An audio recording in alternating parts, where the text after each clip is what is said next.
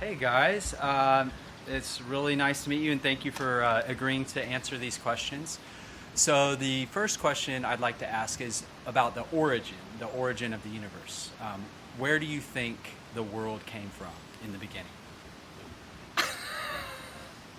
The ultimate past. That's Well, a deep question. I don't obviously- think it would be like this. Obviously I wasn't present back then. I guess people document it in all sorts of different ways. What's the Personally, question? Where the world came from? Yeah, like why is there something rather than nothing? You know, That is if there deep. was a Big Bang, where did the singularity come from? Those type of things. I mean, I guess I think of it as just a spontaneous. If it's a Big Bang, it's a spontaneous chemical reaction. Oh, but Yeah, what, I would though? explain it by science. Yeah, just a chance event of. But there's no time. Remember, do you mean? time. We live in the space-time universe, so time. The universe can't create itself. But See how what I did mean? it, but how did it just come from nothing? You know, it must have created itself. That's my question. Oh, it must. Is there any other options?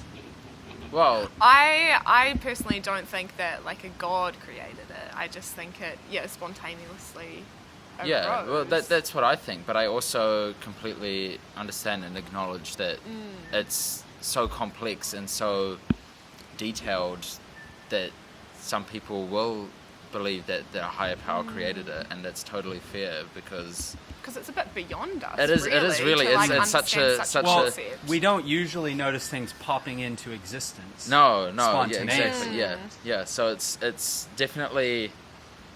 I guess I can just understand all sorts of perspectives, and We need to have humility. Yeah. Even though I believe one thing, I can definitely understand why some people and respect why they would, believe, because it's just the world is so complex in its origin, I guess. Yeah. Yeah, but not something that I think of at night. Yeah. Not something I consider too much, honestly. It's a bit beyond me. Yeah, it just goes over the head, Yeah. really. So, anything to add to that? No, I feel like that's a good answer. Like, yeah, I think a lot of people think it came from like a divine being, which is, like you say, valid. I personally don't know where it came from. It just came, it happened. And here we are now, millions of years later, Yeah. Well, the next question is life. Like, Yeah. how did life originate, including human life? Oh, well, so I would answer that from like a scientific point of view because... we definitely learned a lot about that. Yeah. Are you in medical school? Yeah. Now he yeah, is. But we graduated yesterday, Bachelor of Science, so we have a Yeah. science background. Congratulations! Yeah, thank you. Yeah. How do you feel? It's like It feels great to finally have that That's acknowledged amazing. after Well it all done. being cancelled and everything. So I Yes. think, yeah. so yeah, we definitely have a scientific standpoint on things. I mean, it doesn't stop me from listening to how others believe things to be in, but for me personally, I guess it's like I've understood a lot of biological processes, and that all makes sense to me in that sense. Obviously, a lot of things happen spontaneously, but without getting too scientific, mutations over time and things evolve by environmental conditions, I guess, to survive further, and Yeah. new things are born. How produced. complex is the human body? Oh. So complex. Down It's- to the cellular level. Yeah, crazy. It's incredible, and I I would mean, say we don't even understand like the full mechanisms of it today. yeah, so, we're still like, we're there's still learning so much. much, and I think it's fascinating that things don't go wrong more often than they do. Obviously, you have Yeah. people born with some sort of issues, or people develop them over time, and you're just surprised that there's not more people that sort of have that inherited. I guess. What else would I say?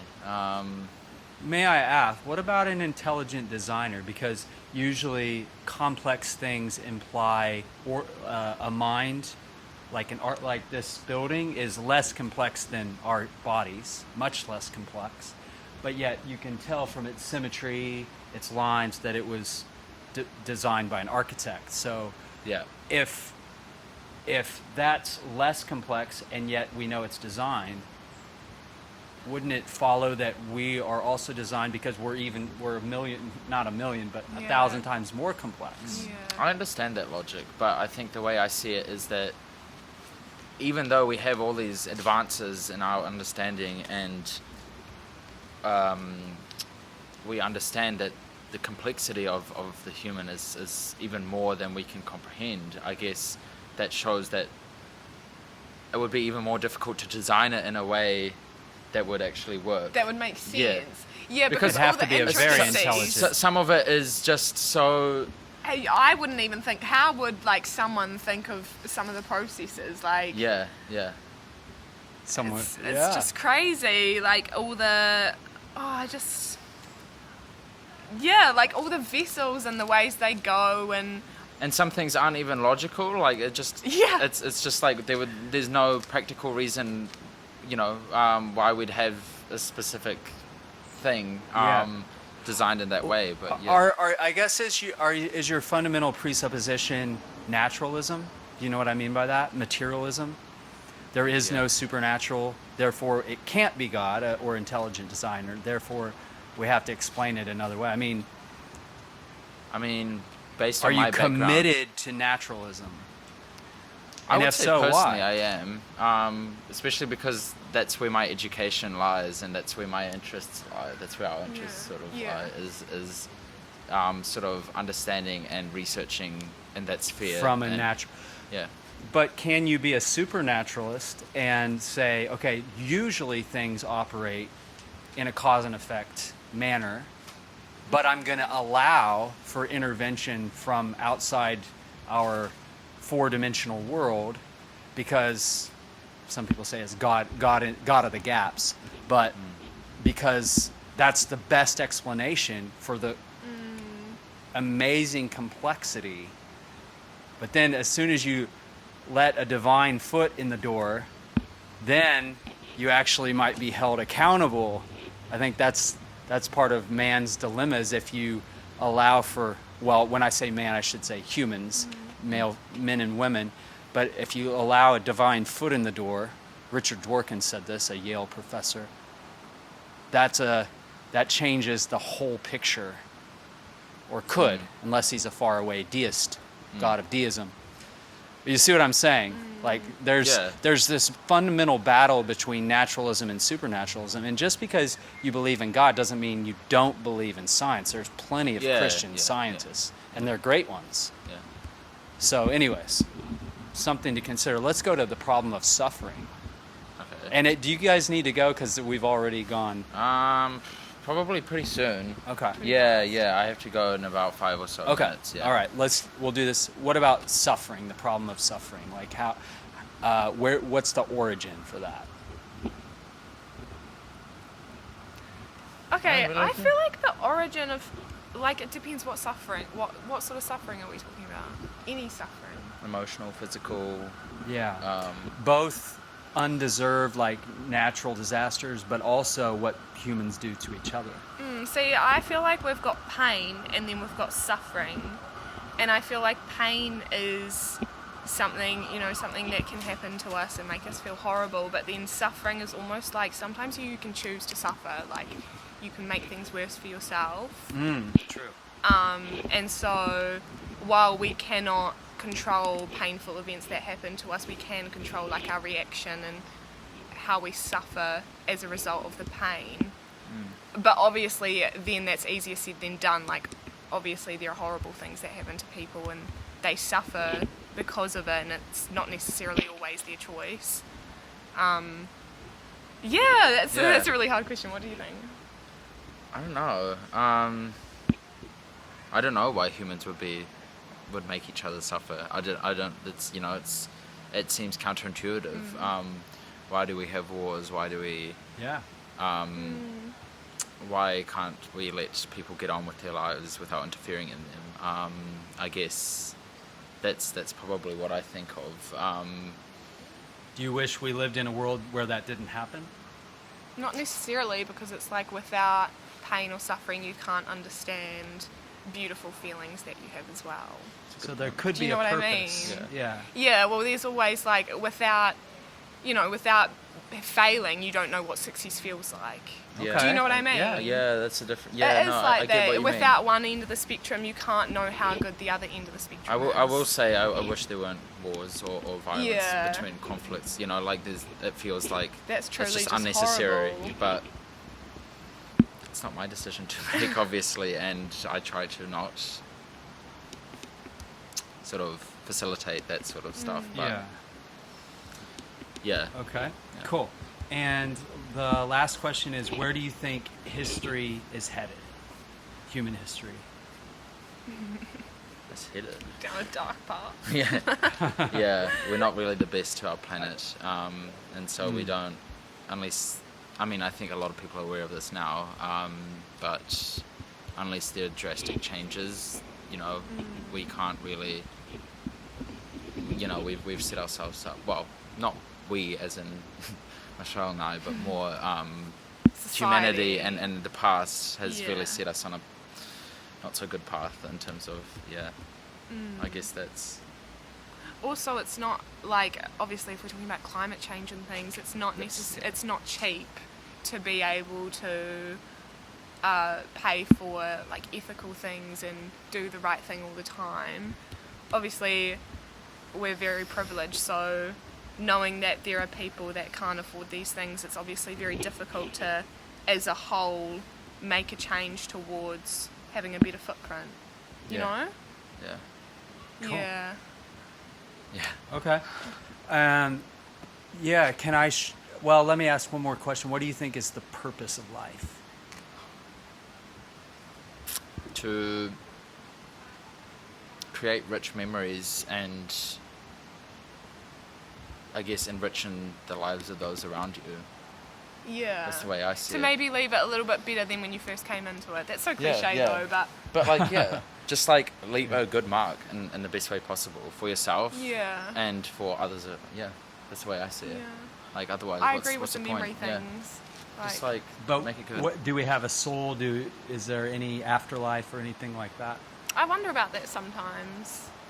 I don't know. No one would know because when we die, we can't tell people where we've gone. What if someone came back from the dead and said, yes, there is an afterlife? I'd be I feel like we would just not cool. believe them. Do you know what I That's mean? interesting. Because we would Yeah. think like this person coming back from the dead, like that's not possible. You know what I mean? Yeah. We've It never doesn't- heard yeah. of that, so It doesn't just fit our seems- paradigm. No, Yeah, it's like a no, witchcraft, It's you it's know? difficult to comprehend that sort of. Yeah, it really challenges what Yeah. we've understood. Yeah. Can I share with you real fast, because I know you Okay. need Yeah, to go, yeah, just I've gotta go, another yeah. alternative to give you something to think about? Mm-hmm. Sure. So I am a Christian. I don't know if you picked that up, but I think I wasn't always a Christian. When I was about 23, I became a Christian, and I think it's pretty compelling. It's really handles these difficult questions in a way that is satisfying and that actually make logical sense connected to one another and kind of fits the real world that we live in. It's basically 4 words. It's easy to remember. Creation, fall, rescue, and restoration. And so the creation aspect would be kind of a lot of the things we talked about, like the evidence, the cosmological argument that universe couldn't pop into existence. It has to have a cause. Well, that cause has to be spaceless, timeless, and immaterial, and be very intelligent, given how intelligent we see things are designed. So, in the old days, they had a 3-letter word for that, God. But we're pretty hesitant in our culture today because of our commitment to philosophic naturalism. But maybe we shouldn't be, so that's part of the picture. And then the fall is the idea that God created us perfect and good, moral beings, and that we're stewards of the earth. That's why we care about the environment. Our job description from God is to care for the earth. But through our rebellion, through the rebellion of the first man and woman in the Garden of Eden, that changed the equation a lot, and that's the fall. And that produced sin, death, conflict, selfishness. And so the root of suffering in the Christian worldview is selfishness, lack of love for one another. So God fortunately loves us, though. He didn't want us to stay separated from him. So right then in Genesis, you begin to see a prediction of a great hero, a Messiah, who will one day come into the world as God's son, but also fully human as well. And he will deal with sin and death in some way. It's not super specific, except there's animal sacrifices that show payment for sin. And then Jesus came 2,000 years ago. He fulfilled all those prophecies really, really well. And then he died on the cross. On the third day, he rose from the dead. And so the Christian view is that when he died on the cross, he was paying for our selfishness, our lack of love, our sin, our violence, and giving us a fresh start through forgiveness and also eternal life. And on the third day, when he rose from the dead, according to the apostles, that was proof that death and sin have been defeated in Jesus, and that through faith in him, we can have forgiveness and eternal life. And the way the Bible ends is that there's going to be a new heavens and new earth, so kind of a total fresh start.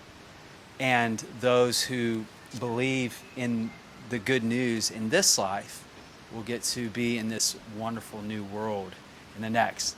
It starts in the garden as a bad fall, but then a rescue, and it ends in the garden, happily ever after. So, you know how every movie kind of ends that way, happily ever after. This is like the real happily ever after that all of those movies and stories that we read and watch point to, but it's like the real thing so we're kind of living in a story, in other words, and we're characters, and we have to decide, whose side are we going to be on. And that's where faith in Jesus comes in. Does that make sense, at least?